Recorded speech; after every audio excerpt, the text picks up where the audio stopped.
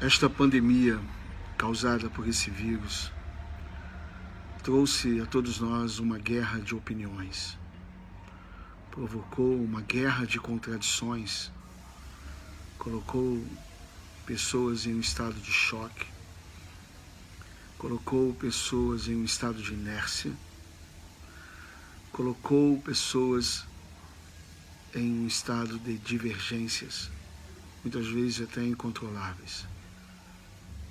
Cada pessoa, de maneira particular, tem a sua opinião e, de maneira muitas vezes exacerbada, acaba apresentando a sua opinião de maneira ofensiva, acaba mostrando-se irado com certa violência, expondo assim a sua interioridade e aquilo que muitas vezes estava em seu coração e ela não tinha oportunidade aonde despejar. A pandemia causada pelo coronavírus trouxe uma guerra de opinião, onde alguns acreditam que podemos ir para as ruas e voltarmos a ter uma vida normal, colocando apenas uma parte da população, a mais velha, que tem um risco maior de contaminação, e aqueles que já têm alguma deficiência na sua saúde, isoladas e em confinamento. Enquanto existem outros que acreditam que todos deveriam ficar isolados e confinados. E muitas outras opiniões, muitas vezes sem orientações, muitas vezes com informações vindas de pessoas despreparadas, muita fake news, muita mentira, além da polarização política, além das pessoas que são contra a pessoa do presidente, ainda que existem pessoas que são contra também o próprio governo, pessoas insatisfeitas simplesmente por aquilo que elas são e não por aquilo que esteja acontecendo. Há muita guerra, e essa guerra se mostrou ser prejudicial a todos nós. E em dias de guerra, quando não temos uma unanimidade política, uma unanimidade sobre como devemos lidar com a pandemia, no qual nem mesmo os profissionais de saúde chegam a uma conclusão genuína, única, alinhada aos poderes, aos governos, o que devemos fazer? E aqui eu deixo uma palavra de Deus para você, que eu tenho certeza que poderá de alguma maneira lhe ajudar e te fazer ir por um caminho que será bem seguro. A palavra de Deus diz em Tiago, capítulo 3, no versículo 17, que existe a sabedoria de Deus. O que nós precisamos nessa guerra de opiniões, de divergências, de contradições, de antipatias, de ofensas, é da sabedoria que vem do alto. A sabedoria que vem do alto é a sabedoria de Deus. Então Tiago, no capítulo 3, versículo 7, ele diz: mas a sabedoria que vem do alto, ela é primeiramente pura, depois pacífica, moderada e tratável, cheia de misericórdia e de bons frutos, sem parcialidade, sem hipocrisia. Se seguirmos o conselho do apóstolo Tiago no reconhecimento da sabedoria genuína, poderemos lidar com todas essas questões de maneira bem mais eficiente, de maneira pura, de maneira pacífica, moderada e tratável, cheios de misericórdia, de bons frutos, sem parcialidades e sem hipocrisia. Essa sabedoria ela veio a nós para nos ajudar em dias difíceis. E esse é um dia muito difícil que estamos enfrentando, um dia que tem se tornado longo, mas que nós sabemos que ele irá passar. Mas são dias que já trouxeram muitos prejuízos para a nossa civilização, para as nações. E eu falo agora diretamente para o nosso Brasil. Quantas pessoas já queridas e seus familiares foram acometidas dessa enfermidade e vieram a óbito. Quantas pessoas estão inseguras, quantas pessoas começaram a culpar outras. Ontem mesmo alguém disse para mim que eu não deveria espalhar pânico, como se assim eu procedesse.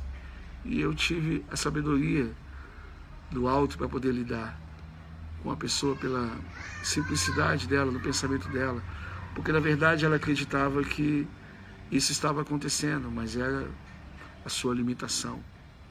Nós temos uma guerra também de desinformação, uma guerra contra a ignorância nesses dias, por causa dessa polarização, por causa dessas contradições e por causa dessas opiniões. Enquanto na verdade a minha ideia é que as pessoas tenham cautela, tenham prudência, sejam atentas a todas as coisas e se voltem para Deus.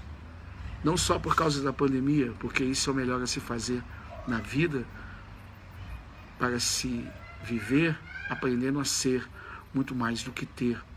E a sabedoria do alto, ela nos ensina isso, porque a sabedoria do alto é o próprio Jesus Cristo habitando em nós e nos ensinando a viver nestes dias e em todo o tempo. Por isso que Tiago diz, nesse versículo 17 do capítulo 3, que a sabedoria que vem do alto, Jesus Cristo, é pura, é pacífica, porque Jesus era puro e era pacífico. Tratável e moderada, porque Jesus era tratável e moderado. A palavra de Deus diz que Jesus, sendo filho, Hebreus 5, versículo 8, foi aperfeiçoado por aquilo que padeceu e sofreu. Lucas diz também, no capítulo 2, que Jesus, ele crescia em estatura, em sabedoria e conhecimento. Ele era tratável, ele era moderado, cheio de misericórdia, como por exemplo o caso de João capítulo 8 com a mulher adúltera. Deus oferece a ela o perdão, enquanto todos queriam destruir a vida dela apedrejando, porque ela cometeu transgressões. Jesus ofereceu a misericórdia, dizendo para ela, não peques mais. Vá, para que não te aconteça coisa pior, não cometa os mesmos erros. Acerte a sua vida. Jesus era cheio de misericórdia e de bons frutos. Jesus era longânimo, benigno, bondoso, cheio de amor, de paz e de alegria, misericórdia, sem parcialidade alguma. Jesus não deixou de exortar aos líderes religiosos de sua época. Jesus não deixou de dizer às pessoas que certos caminhos a levariam à condenação. Por isso que Jesus vinha dizendo, arrependei-vos. Jesus não carregava em si nenhuma parcialidade, pelo contrário, ele era imparcial. Foi imparcial com sua mãe, foi imparcial com seus irmãos. Jesus foi imparcial com seus discípulos. Jesus exortava para consolar e edificar. Por isso que a sabedoria que vem do alto, ela tem bons frutos, ela é sem parcialidade e ela é sem hipocrisia. O que Jesus era no oculto, Jesus era no público. E isso é um exemplo para nós. E nesses dias também eu quero destacar a convocação do presidente, que alguns discordam, porque a Constituição não dá apoio a um chefe de Estado a convocar um jejum nacional. E não foi isso que o presidente fez. O presidente, em uma fala, depois de ter sido visitado por pastores evangélicos, aceitou o desafio de dizer num vídeo que no domingo é dia de jejuar, e isso para aqueles que creem, para cristãos. Se você crê em Deus, se você é um cristão, e você entende que deve participar de um jejum em favor do Brasil, no combate a essa pandemia, faça parte disso. Nós sabemos que a igreja num todo, a comunidade evangélica mais especificamente, tem suas diferenças, suas discordâncias, suas nuances teológicas, que muitas vezes trazem contendas e geram até facções, o que é muito feio, porque não é a sabedoria que vem do alto. E um jejum, ele para ter seu valor, ele tem que estar acompanhado, como disse o profeta Isaías, no capítulo 58. O jejum tem que ser algo que manifesta o amor ao próximo. O jejum tem que ser algo que manifeste arrependimento dos pecados. Então é necessário que nós evangélicos, nós cristãos, nós pastores, nós sacerdotes, venhamos primeiro a nos colocarmos diante de Deus pedindo perdão a Deus pelos pecados da nação, aqueles conhecidos e aqueles não conhecidos. Porque é necessário saber qual é o propósito de Deus em todas as coisas. Isaías também disse, em Isaías capítulo 55, versículos 7 e 8, que os caminhos de Deus são maiores do que os nossos, seus pensamentos são mais elevados, seus caminhos são mais altos. Deus é maior. Qual seria o propósito de Deus permitir que uma pandemia dessa estivesse sobre o mundo? Que sinal é esse? um sinal para que o homem se encontre e veja a sua insignificância, mediocridade, ganância, ambição, despreparo para com a vida, para que se arrependa e saiba que existe muito mais a se pensar, a se viver e a se priorizar. Deus é bom, Deus não é mau, mas as coisas acontecem nesse mundo porque os homens tomam decisões erradas, equivocadas, os governos fazem coisas que não deveriam fazer, os poderosos ignoram a maioria dos povos, mesmo dizendo estarem trabalhando em favor deles, nós já sabemos, e não somos mais crianças, que eles não pensam exatamente como deveriam pensar, porque se pensasse assim, estariam lutando mais e mais para diminuir as desigualdades no mundo. Eu não falo de uma falsa paz que habita um discurso de um falso amor, de um falso líder. Eu estou dizendo da verdade, de que alguns querem e desejam que o mais simples cidadão do mundo tenha direito à dignidade. Então, fica aqui essa compreensão acerca do jejum, que o jejum ele precisa estar acompanhado de arrependimento, de perdão, de amor genuíno, de partilhar do pão, de apresentar a verdade de Deus. Não adianta fazermos um jejum apenas como uma mobilização religiosa, como se a prática fosse movimentar a mão de Deus. O profeta Isaías diz em Isaías 59, versículo 1, que as mãos do Senhor não estão encolhidas, nem os seus ouvidos tampados, para que não possa agir e para que não possa ouvir. Mas o versículo 2 ele diz, mas os vossos pecados fazem separação de mim. Muitas vezes nós, falo nós como homens, somos entregues àquilo que desejamos. E depois, quando vem um dia de juízo, um dia de consequências, corremos para práticas que muitas vezes não são eficientes. Nosso papel é orarmos a Deus, pedindo a Deus perdão pelos nossos erros, pelas nossas falhas. Como diz o texto que muitos pregadores, pastores têm citado, 2 Crônicas 7, versículo 14. Se o meu povo, olha que detalhe importante, se o meu povo, o povo que é de Deus, o povo que crê nele, o povo que tem um caminhar com Jesus, se o meu povo, que se chama pelo meu nome, se humilhar e orar, e se arrepender, se mudar a mente, e se converter, mudar o caminho, então eu ouvirei dos céus, perdoarei seus pecados e sararei a sua terra. Que essa verdade seja algo sincero no coração e nessa motivação do jejum por parte da igreja cristã, da igreja protestante, da igreja evangélica no Brasil.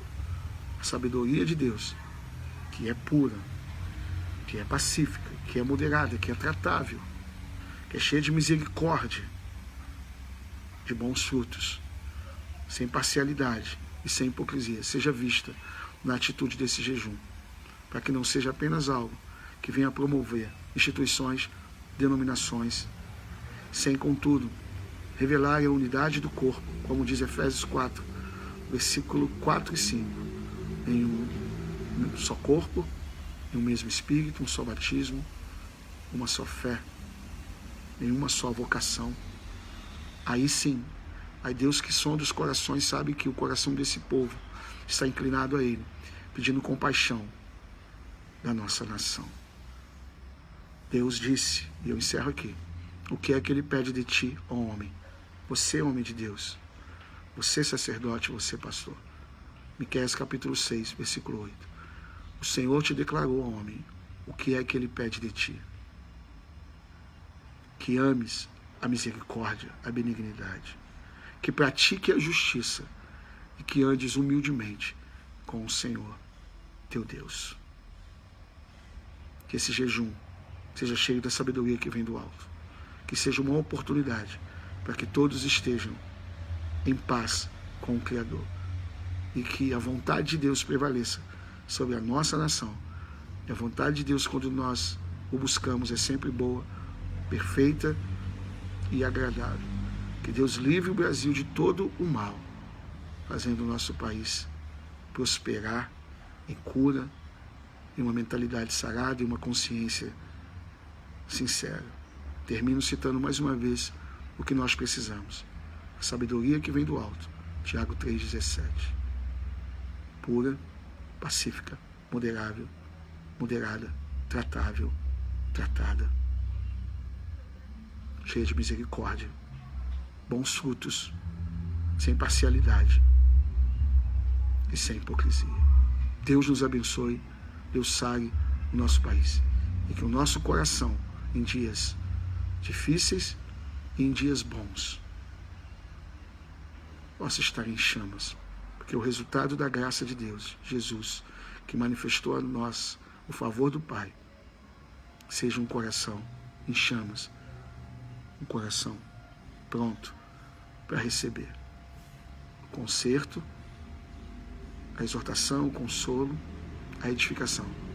Lembre-se que Deus corrige e disciplina todos aqueles que Ele ama, porque os trata como filho. Que Deus possa ouvir as nossas orações e que esse jejum seja uma humilhação aceitável ao Senhor. E que venha o Deus Todo-Poderoso reinar sobre o Brasil, sobre todas as nações, sobre todos os povos. Essa é a palavra que Deus encheu meu coração para compartilhar e repartir com você. Deus te abençoe, em nome de Jesus, estejamos unidos em um mesmo propósito. O propósito de exercermos a sabedoria que vem do alto. Deus te abençoe, um beijo gigante para você. Paz.